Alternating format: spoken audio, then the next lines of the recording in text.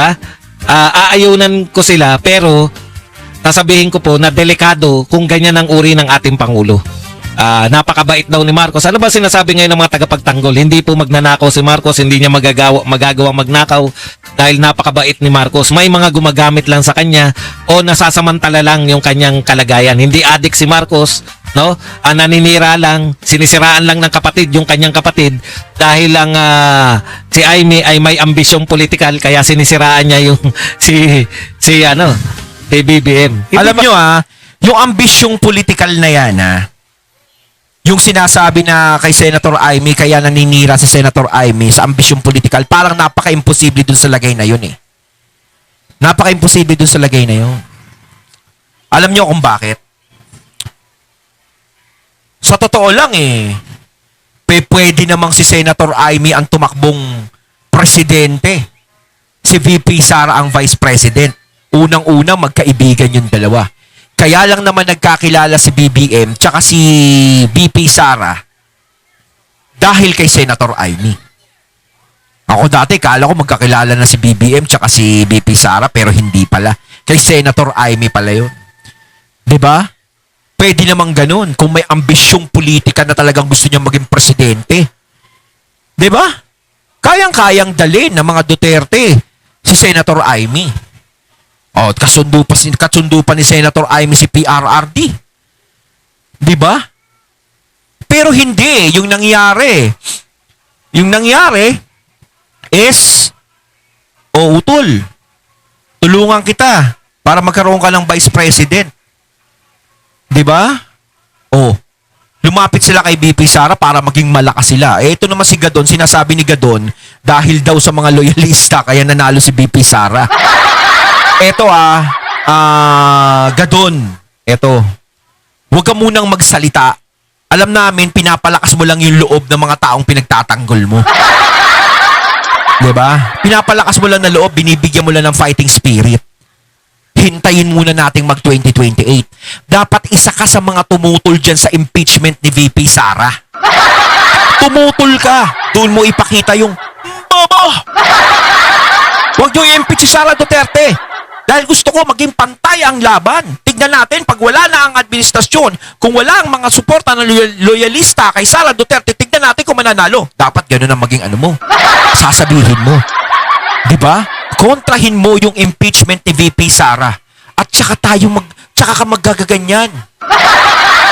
Saka natin alamin kung talagang si VP Sara ay nanalo lang dahil sa supporter ng mga Marcos. Diba? Doon natin malaman. Kasi once na ma-impeach si BP Sara, hindi na natin makikita yung sinasabi mo kung totoo. Dapat lahat ng tumitira kay BP Sara, dapat pagtititirahin ni Gadon. Tigilan niyo yan dahil gusto nating malaman, gusto nating ipamukha sa mga DDS na nanalo lang yan si Sara Duterte dahil kay Bongbong. Ganon? Dapat ganon. Diba? Tirahin mo yan. Yung mga yan, bumibiri, sa kongreso, magwala ka doon. Tigilan nyo mga Duterte. Alamin natin kung sino talaga mananalo sa 2028. Ganun yun. Kahit nga sabihin natin na magre-elect uli si PBBM. Halimbawa, si PBBM tumakbo uli sa 2028. O payagan. O sige, payagan nyo din si PBBM. Maglaban sila ni Sara Duterte para magkaalaman na. O tanggalin na yan sila Ontiveros, di naman importante, tatakbo ng presidente yan, wala namang bilang yan. O tanggalin na si Tulfo, panabla, parang panggulo lang yung mga yun O talagang yung one-on-one lang talaga, para magkaalaman na. Diba? Hindi ba mas kaya maha-high blood ka lang Maha-high blood ka lang kung sila po ay kukontrahin mo. Kaya ngayon, totoo yan. Ang gagawin ko po, aayunan ko na sila. Ako tahimik lang. Kasi pag kinontra mo sila, pucha, mapupunta ka na. Sige, ayunan natin. Yan po ang pag-usapan natin. Pero bago yan, kung bago ka pa lang dito sa ating channel, mag-subscribe ka na.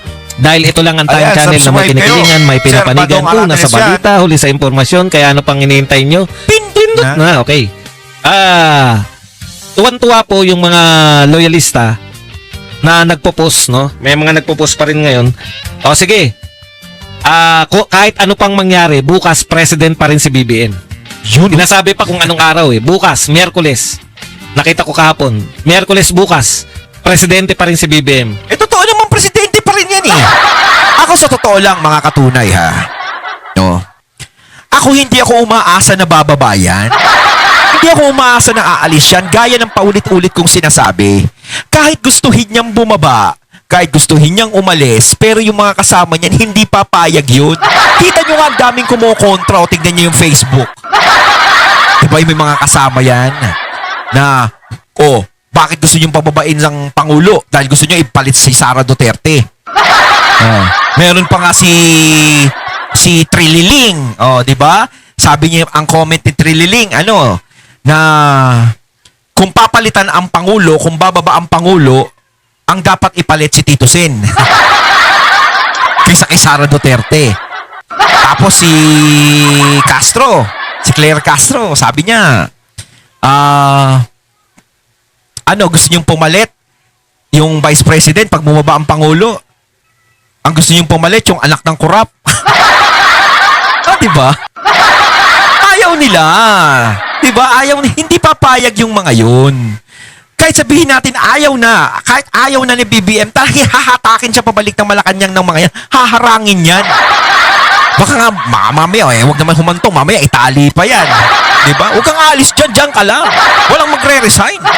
Kahit galit na sila sa atin, walang magre-resign. Walang aalis. Kung kinakailangan, for life na. Yan eh. Kaya, lalo na yung mga nasa kamera, ako. Hindi papayag yan. Ayunan na lang. Ano ba ikokontra nyo ron? Diba? Tama naman sila. Kaya lang po, eto na lang, no? Kung masaya na kayo, na yan lang yung pagmamalaki nyo na bukas, presidente pa rin si BBM, ay napakapalad ninyo. Kasi po, nung kami po ay taga-sunod o kami po ay tagahanga at kami po ay follower, taga-sunod ng dating Pangulo, tanungin nyo kami, bakit proud kami? No? Bakit proud kami na sinusuportahan namin si Tatay Digong despite na sa lahat ng paninira? Ano lang naman yung paninira kay Tatay Digong? Ang paninira lang naman kay Tatay Digong ay nag-conduct siya ng war on drugs. Yun lang yung Kahit naging bala saan sa po kanya. namin balibalik ta rin nyo man yung ginawa ni Tatay Digong, proud kami na nag-conduct siya ng war on drugs. Yun po yung Yes. pagkakaiba natin eh. Kayo, proud na kayo na nagsusurvive si BBM. Kami po, proud kami dahil sa mga ginawa ni Tatay Digong. Proud na proud ako. Alam po ninyo, ramdam na ramdam ko. Yung una po akong tumawid, no? Yung unang daan ko po. Actually, nag-viral po yung live ko na yun. Unang daan ko po sa Skyway. Proud na proud po ako na meron tayong Pangulong nakagawa nun. Kasi, naranasan ko po yan eh. Ang tagal ko po nagkolehiyo from 1988. Supposedly, ako po ay gagraduate ng 1992. Graduate po ako 1995. Napakatagal ko nagkolehiyo sa isang universidad. Puwera pa yung isang college na inatinan ko. So, 1987. 1987 to 1995. Ganun po ako katagal. Lahat po yan, dinadaanan ko po yung baba, yung paglabas po ng NLEX. Dadaan ka sa A. Bonifacio. Traffic na po yan. Tapos dumaan ka sa taas. First time mong dumaan dun sa taas ng traffic. Walang ka-traffic. Proud na proud. Hindi, totoo naman talaga na marami talagang nagawa si PRRD dito. Diba? Hindi pa nga talaga lahat-lahat eh. Dahil nga, diba, nagkaroon ng pandemic. Pero para sa akin naman, syempre, yun ang pinupuri ni Sir Badong na talaga kay PRRD. Pero malamang ko isa din to sa pinupuri nila. Para sa akin, yung lagi kong pinupuri kay PRRD, yung pandemic. Doon talaga sinubukan yung tatag ng isang Pangulo at kung paano tayo hahawakan ng isang Pangulo, ng isang leader, kung paano niya patatakbuhin ng bansa at iingatan yung taong bayan. Diba? Doon talaga nasubukan si PRRD. Yun ang pinakamalaking achievement na nagawa ng isang Pangulo talaga. Para sa akin. Sinasabi nung iba, wala namang masyadong nagawa yan. Nagkaroon ng pandemic eh. Pero para sa akin, yung pandemic na yon ang naging basihan ko. Diba? Doon sa malaking achievement na ikinapupuri ko kay PRRD. Kayo, yung mga loyalista, wag na natin kontrahin. Ang tanging na ipagmamalaki nila, bukas, presidente pa rin si BBM. Tapos may mukha ni Sara Duterte na umiiyak. Para po sa inyong Tutuusin naman kasi, no? Yung sinasabi nila na si BBM pa rin ang presidente, tapos si VP Sara may muka, umiiyak.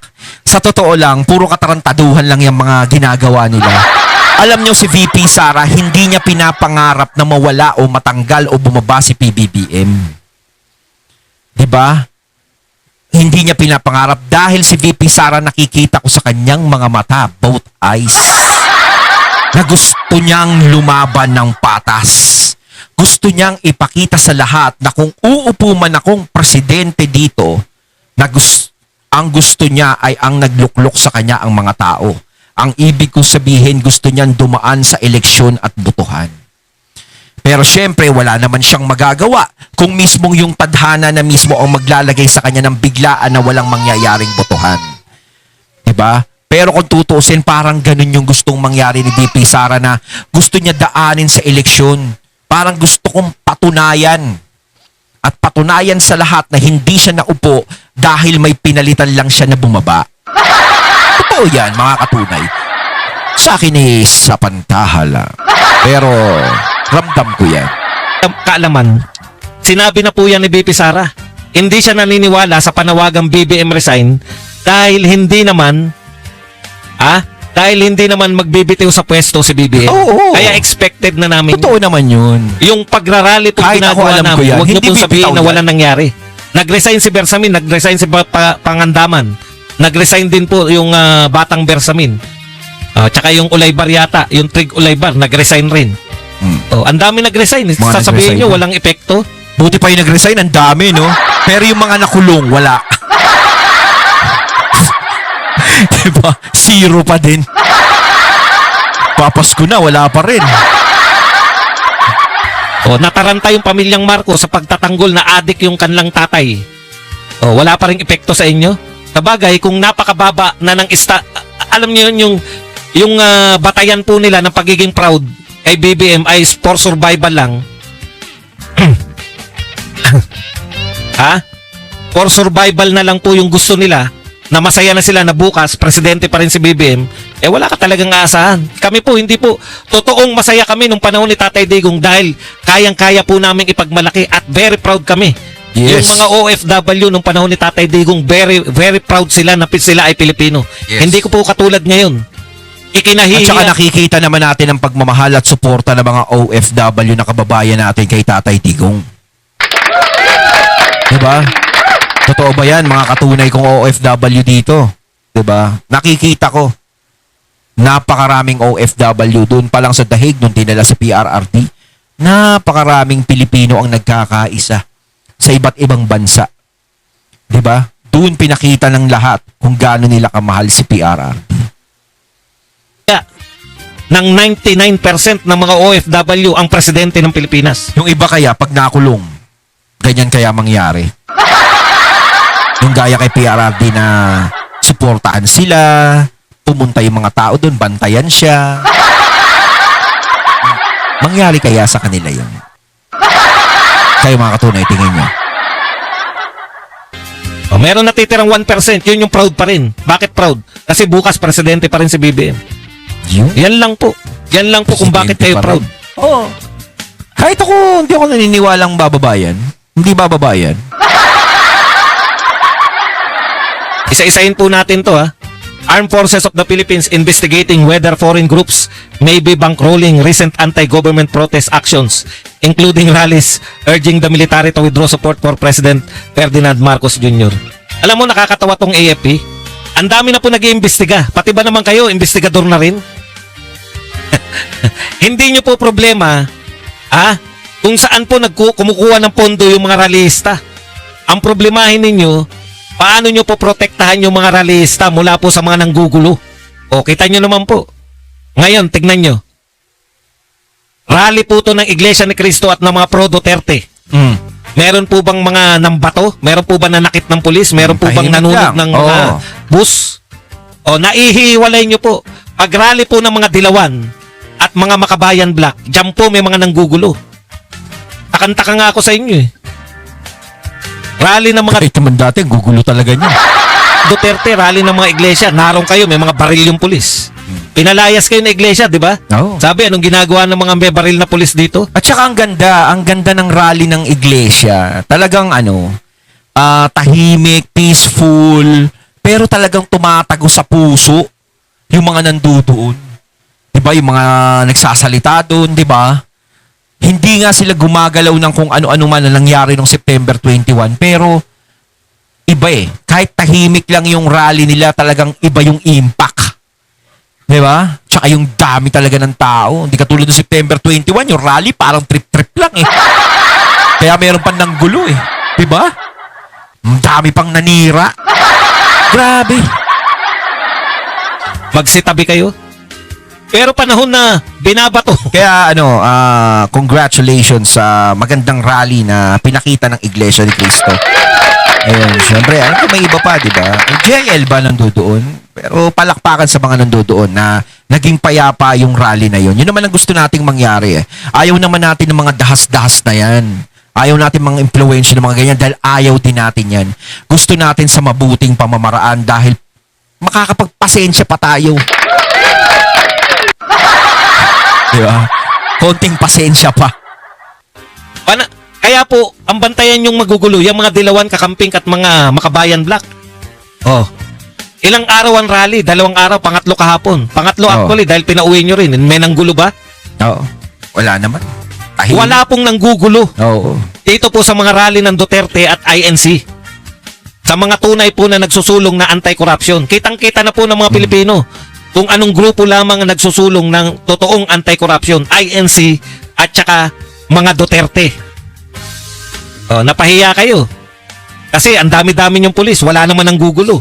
Pero nung panahon na marami ng gugulo, yung panahon na pag nagrally yung mga Dilawan, mga Kakamping, dyan po magrami magugulo dahil iba po utak ng mga yan. Yung mga Duterte at INC, nagrarally po kami, gusto po namin tumino ang Pilipinas. Tsaka hindi na magrarally yung mga yun, yung mga Dilawan na yan, yung mga Makabayan Black na yan, mga ganun-ganun. Hindi na magrarally yan. Siyempre, pag nagrally sila, delikado sila. Parang sinasabi nila na magrarally sila, parang may gusto silang tanggalin. Bahala kayo, pag natanggal yun, iba papalit. Baka magulantang sila, si BP Sara pumalit. Siyempre, hindi nila kukonsinti na si BP Sara yung papalit. Kaya hindi sila makikisama sa rally ng mga Duterte at saka ng Iglesia ni Cristo. Diba? Pang grupo, gusto nila, kaya nang gugulo, gusto nila magulo Pilipinas. Okay. Anong problema ninyo sa rally-rally? Karapatan po ng tao ang mag-rally. Karapatan din ba na mag-rally yung magkaroon ng pondo? Natural. Pero, antindi nyo. Investigador na rin kayo, AFP. Hindi nyo tungkulin yan. May paalala po si Attorney Rowena Guanzon. Nag-resign na ang lahat at na-appoint na rin ang iba. Kapalit ng mga nag-resign. Pero si General Torre, waiting pa rin sa Gedli. Nakalimutan na. Oo, ano? Ikaw naman, General Torre. Tahimik na si Torre ngayon, ha? Torre, oh. General Torre. Ay, wag niyo pong sabihin na mas marami pa ang nagkagusto ng korupsyon.